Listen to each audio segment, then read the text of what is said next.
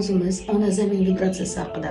Har bitta insonni kvant nurlari energiyasi, aurasi bor. Bu aura har xil bo'ladi.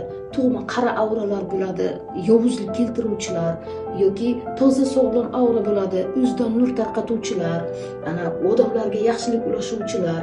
Lekin shunday narsalar borki, magiya qilinadi fotosurat orqali odamlarning hayot sog'lig'iga zarar yetkazib o'ldirish uchun. O'shanda bu ta'sir kuchi ana shu kvant nurlarni buzib olib kiradi.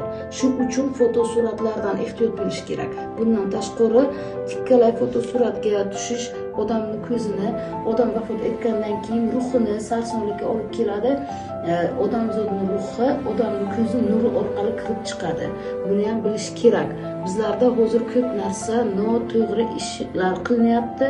Bu ilmlardan xabardorlik yo'qligi uchun bu narsalar qonuniylashtirib ilmlar qonuniylashtirilmagan din sohasida, magiya sohasida va hozirgi texnologiya to'g'risida.